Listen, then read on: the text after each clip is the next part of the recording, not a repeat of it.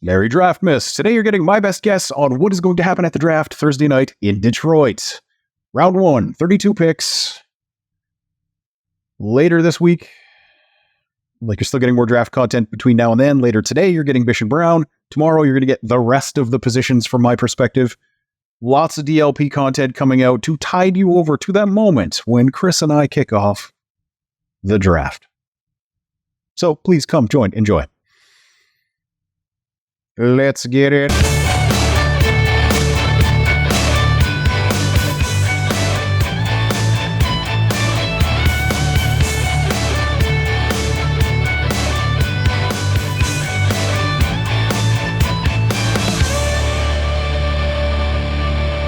Welcome to the 32 pick mock draft, round 1. I did a couple trades here just to try and keep the player slotting as accurate as I can. I may not nail who trades up. Nobody ever gets that right. If you think you can, you should be doing this. Why are you not doing this? I would like to watch your content doing this, if you can do a better job of it than me. I fully expect to hit on one of these picks. So let's get that one out of the way. What is going to happen with the first overall pick is the Chicago Bears are taking USC quarterback Caleb Williams. It's been set in stone, basically since the draft order was in. Pick 2. I think the Washington Commanders are going to take Drake May. I think Cliff Kingsbury is going to try to convince them that they should take the guy closest to Patrick Mahomes in terms of skill set. Physically, we'll see. Mentally, they've got a placeholder in Mariota while they coach this guy up, and I think he does need some time to be coached up, but as opposed to day one starter material. That's what I think they're going to do. Pick 3, Vikings trade up.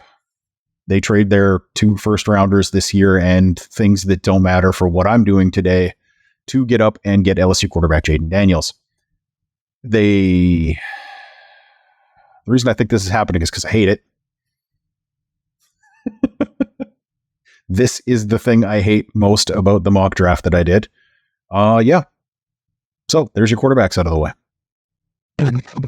Pick 4, and no, I do not think 4 quarterbacks are going picks 1, 2, 3, and 4.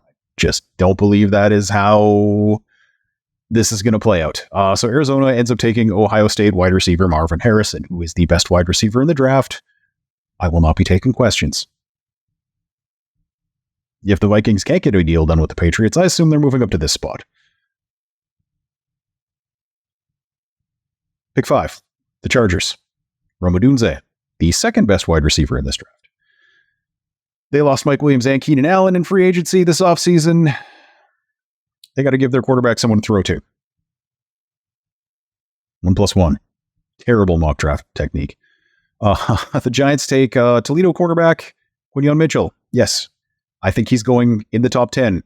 Close to, but not in the top 5. That is kind of where I would slot him in this, in terms of where I think he's going to go, because he is so much better than every other corner in this draft. It is not even close. So somebody is going to look at that and then look at what they can get in the second round and think, no, that's okay. I'm going to take this and just be done with it. Pick 7, Tennessee Titans. The first team for whom Liatu Latu checks out medically, that they're okay with. That is the team that is going to take Liatu Latu. So I'm saying pick 7, Tennessee Titans. That's where I'm putting him. He is the best edge. Pick 8, Falcons take the second best edge, Dallas Turner. Super good talent, deserves to be in the top 10 of this draft. Pick 9, Denver Broncos. Moving up here to pick Michigan quarterback J.J. McCarthy. Yes, I know they picked up Zach Wilson. No, I don't think they or anyone else believe that Zach Wilson is a starting quarterback in the NFL. A day 3 pick for a former first-round pick sounds like a really good smokescreen to me, if you're going to play that game. And Sean Payton plays those games. That's just truth. Pick 10, a little bit of a fall for LSU wide receiver Malik Neighbors. And it's not that I think he isn't good. He's still a top 10 pick. It's just that I think a lot of teams are going to look at this top 10 and go, what can I get at wide receiver in the second round versus what can I get at other positions in the first round? And edge, corner, not as good. Corner's better than edge by a lot. But That's why only Mitchell is in here, because only he is significantly better than what's going to be available later. Whereas with these edges, I think they're going to go relatively quickly that way. Yeah. So that's all there is to say about that. League neighbors, Aaron Rodgers. Why would you not do that? Pick 11. Patriots take offensive tackle Joe Alt. Another victim here of what can I get in the second? Because there are 7 or 8 tackles that could theoretically go in the first round. They will not all go in the first round. It's going to be somebody good to take there. I also think that if the Patriots can't trade out, there's a pretty good chance that this is who they take at 3. So this works out really nicely for them. Pick 12 is where the Bears traded back to. They take Missouri edge Darius Robinson. The NFL invited this guy to the draft for a reason, and I think he's going way higher than people are talking about right now. This gives Chicago another player to put across for Montez Sweat, who plays very differently, but fits within their scheme very nicely. Pick 13. Las Vegas Raiders, Washington offensive tackle Troy Fautanu. They need a right tackle. The quarterbacks worth taking are gone. So they take that tackle and roll with whatever else they can figure out at quarterback. The Saints, they take Oregon State offensive tackle Talise Fuaga. Trevor Penning gets pushed to the bench where he belongs because he sucks. Saints get better at blocking, which is something you need when you have a car as your quarterback. Pick 15, Indianapolis Colts. They take Terrion Arnold because they don't care if a corner is fast, because they play a defensive scheme in which the corners do not have to be fast. They always have over-the-top help. Last year, as an example, they took Juju Brents, who ran a 4.53. That's why I think this is the absolute fall point for Terrion Arnold. This is where I think he's going to go. Pick 16, Seattle Seahawks take defensive tackle Byron Murphy. Their new head coach is going to love athletic defensive linemen like Murphy. That's just part of what he does on defense. Whole new thing in Seattle. They take the things you know about the Seattle defense and throw them away. Pick 17, Jacksonville Jaguars. They take Iowa corner / safety, whatever you want to call him, Cooper DeJean. I think someone's going to do this, and the Jaguars are usually the team that makes terrible mistakes, so in my mock draft, it's them.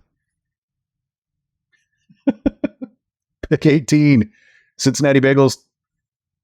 They take tight end Brock Bowers. They had a weapon for Burrow to play with. He might go earlier than this. I don't know. You don't know. Nobody knows. But in this one, he goes here. Pick 19, Los Angeles Rams, FSU edge Jared Verse. They take the first step in rebuilding their pass rush now that it has to be more complicated than Aaron Donald's just going to go wreck everything, which is what it's been for the last however many years out in LA. Pick 20 is the Pittsburgh Steelers, Penn State, Fashanu.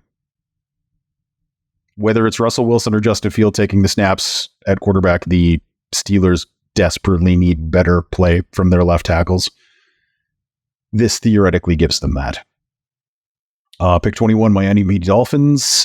They take Graham Barton. They need a center. He can do that. When Teron Armstead inevitably goes down, Barton could also kick outside if they decided they wanted to do that and had another center that was better than their tackle. I don't think that's why you draft him, but it is a nice bonus in this case. Pick 22, Philadelphia Eagles take Oregon wide receiver Troy Franklin. He brings the one missing aspect of their receivers, and that is like dangerous deep ball play in terms of he eats up turf very rapidly. Pick 23, New England Patriots. They take Florida State wide receiver Keon Coleman. And I know that Belichick is gone, so they should stop being the team that takes the big, slow wide receiver in round one. But I think Keon Coleman's actually good. And I think the Patriots, at least in this mock, they are setting the table for a quarterback next year. Pick 24, Dallas Cowboys. Alabama offensive tackle J.C. Latham. Jerry Jones does one of two things. He either proves how smart he is, or he drafts an offensive lineman. It's the second one this year. Pick 25, Green Bay Packers. Illinois defensive tackle Jerzon Newton, also known as Johnny for some reason to some people. The Packers seem to exclusively take players I really like, so why would they stop doing that now? Pick 26, Tampa Bay Buccaneers. Penn State edge Chop Robinson. They need a Shaq Barrett replacement, and if you squint hard enough, that's Chop Robinson. Easy peasy. Pick 27. The Arizona Cardinals take Texas wide receiver A.D. Mitchell. They get a second puzzle piece for their wide receiver group, or receiver group in general. Pick 28, Buffalo Bills. Texas wide receiver Xavier Worthy. That's right, folks. We're going on a run. I think someone's going to take him in the first. I think it is a terrible decision because tiny, fast guys don't do well in the NFL. Period. End of sentence. They just don't. Having a small body type that is reliant heavily on fast twitch muscle fibers doesn't work out well. But I do expect the Bills to double or even potentially triple dip at wide receiver in this draft. So if one doesn't work out, maybe one of the other ones do. Which takes us to the only reason you're watching this. Let me just milk this for a couple more seconds of view time on YouTube. Pick 29. The Detroit Lions take South Carolina wide receiver Xavier Legette. Because it doesn't matter what I think his value is. The Lions tend to take players I do like earlier than I think they should take them. This is that. So it's a pick where I'm like, yeah, but also I like that guy.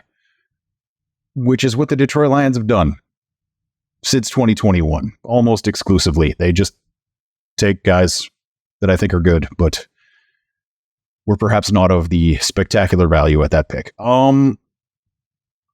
Yeah, I think at the beginning of the season, they were trying to do a bunch of things with Marvin Jones that will work a whole lot better if the person on the receiving end of those plays is Xavier Legette. Like, that's talking like some bubble screen stuff, that kind of thing. I think that's what he brings to this offense, is a whole bunch of big fast, which they like. That's the type of wide receiver they have signed as a free agent historically. Like, if you look at year 1 and year 2, they brought in guys who were big with speed as free agents.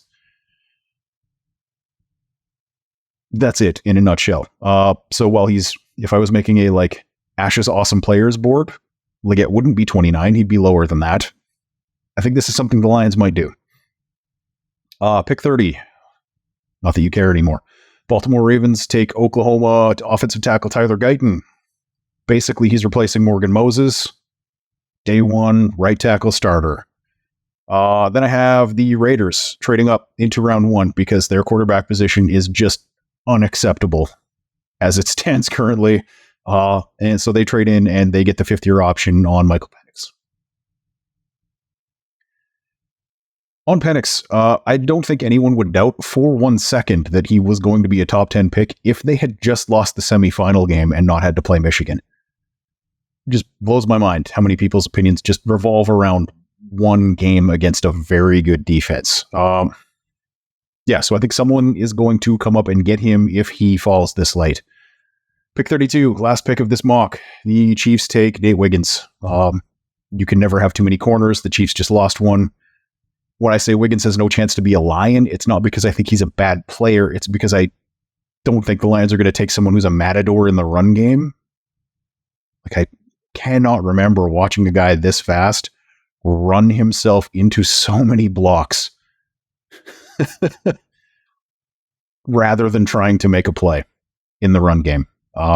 He'll put effort into chasing guys down from behind when his size is no longer a problem, but he knows it's a problem. So he makes it a bigger problem. And there you have it. I'm likely wrong about all of this stuff, except for that first pick. See you with an information dump tomorrow.